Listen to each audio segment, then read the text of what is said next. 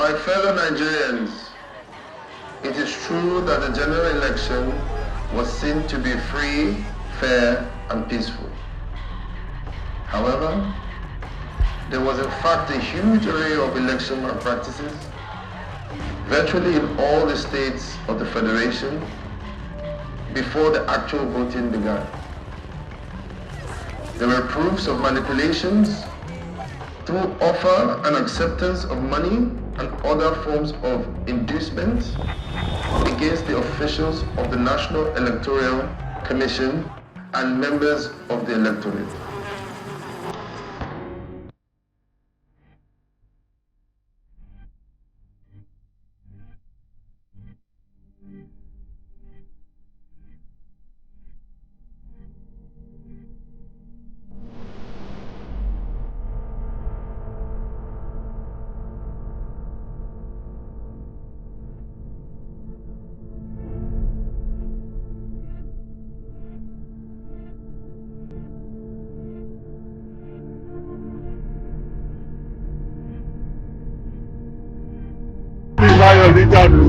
I played the role of Baba in the film My Father's Shadow. Please, if only to be part of history, because June 12 was and still is a momentous event in the life of this country. Go and watch My Father's Shadow. So whether you were born at that period or you were not, it is a reenactment of history. You owe it to yourself. Marvelous. I tasted beer. I mean, it's been a long and arduous process, but really felt held and supported by our cast and crew, our producers, Rachel and Fumbi, really sort of marshaled, and this guy here, Ade, our number one general. But yeah, in terms of sound, we worked with an amazing sound designer called CJ Mira, who worked on Lizard. He's someone who I have developed quite a strong relationship with in terms of trying to figure out how to maximize the sound in the film. We also work with an amazing Sierra Leonean English composer called Duval Timothy, who, he's just an incredible talent. We spoke a lot about wanting to try and simulate the music being played by children. We also try to simulate an instrument that goes out of tune at times, that can feel quite sort of joyful and at the same time can like peter out into something that feels a bit sad. I think the analogy I used was like rotten fruit. Like one side looks good and the other side is quite rotten. So yeah, I mean, there's a lot of hits and hope, to be honest. I can't say like, we knew exactly what we were gonna achieve, but I think at the end of the day, everyone gave their all. Everyone standing here, everyone in the pre-post, during production gave their all. Can safely say that, thanks to our safety drills before every day, and that's the consequence of what you see on the screen, I would say. Thank you, phenomenal. Now, the other thing that I'm sure the audience would have noticed is there was a lot of texture in this film. Lagos was a real character. There was a lot of detail that was pulling through, and for a number of people who were present in 1993, there were a lot of things that felt very familiar. But filming in Lagos is not beans. So the question is for our producers. How were you able to achieve what we've seen in here in terms of texture, and what was sort of the toughest day for you guys on set filming? I want to know. Please talk to us.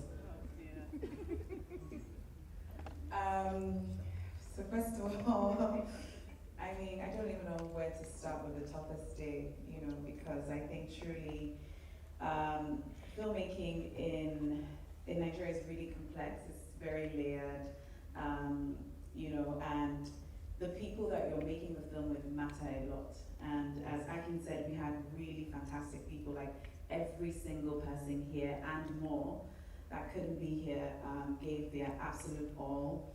But we had some real challenges, Rachel. Like, we had some real challenges. We had days where we were pulling our hairs out and, you know, our teeth and everything. And I mean, one day that really comes to mind is the scene with the Third Mainland Bridge. Oh God. Because that particular scene was challenging because the bridge had been closed the entire time that we were filming, and we were hoping and praying that it would open up, and literally a few days to our shoot day it did.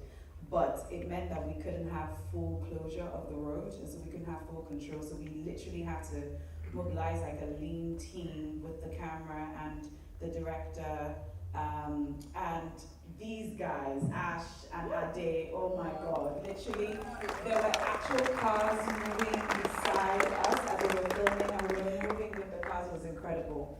So that day was particularly tough. But yeah, I'll let Rachel go as well. For me, it was probably the beach scene. It's an amazing location, but it's logistically difficult to get to. But Akinola always has such high ambition that he wanted to go to the far beach, even though there was a near beach. So we went to the far, far beach, and we got there and it was, what, 45-degree heat?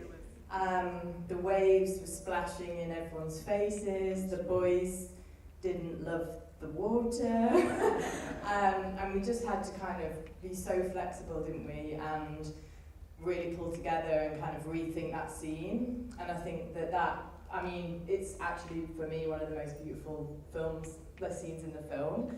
So I feel you don't see the effort that went there, but you know, it was electrolytes and rehydration and the whole time, and Addy running up and down the beach, so yeah, but very glad we did go to the far beach.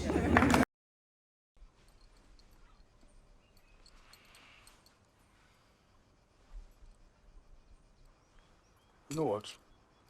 Go and wear your clothes. You are following me to Lagos today. But Mommy said we shouldn't leave the house. That we should wait for her. Why don't you stay and wait for her? You can tell her I went with Daddy to Lagos, but he puts you in charge. Hopefully, your mommy comes back before we go. But otherwise, we just have to leave a message for her. Go now. Sharp, sharp. I don't have time. Tradition, it is our history, it is our content. And it's so amazing to see that history and content being captured in this way. For me, growing up within that period, it is a reflection of, you know, who I am as a person. Every single thing that you were able to capture is part of my growing up. And I know it will resonate with a lot of people in that way. Thank you very much for all the supporters that were able to make this movie, because I think this movie is not only an expression, but I think it's going to open up a new gateway for Nigeria. And as the federal government, we're going to do everything. I've spoken to a number of you, and we're going to do everything we can to ensure that we create the sort of enabling environment that will allow us to create this kind of content.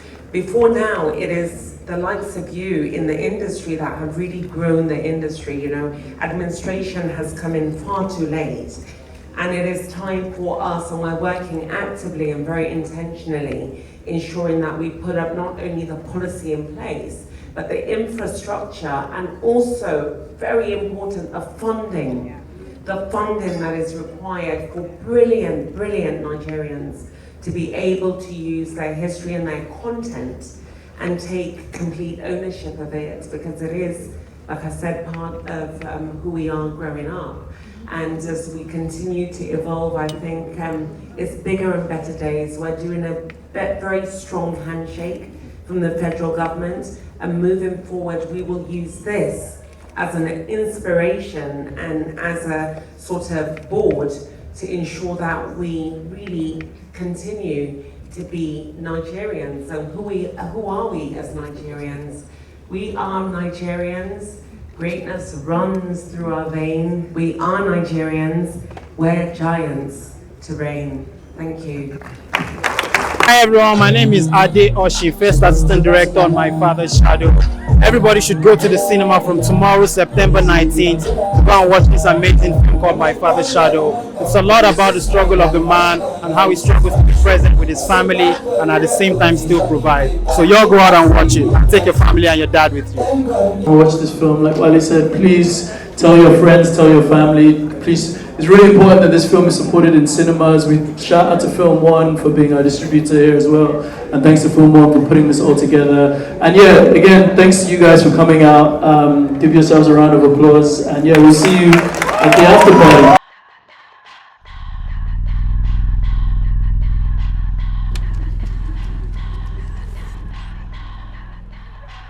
My fellow Nigerians, it is true that the general election was seen to be free, fair, and peaceful.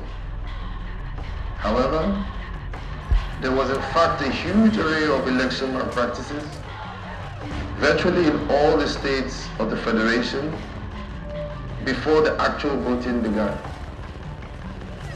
There were proofs of manipulations through offer and acceptance of money and other forms of inducement against the officials of the National Electoral Commission and members of the electorate.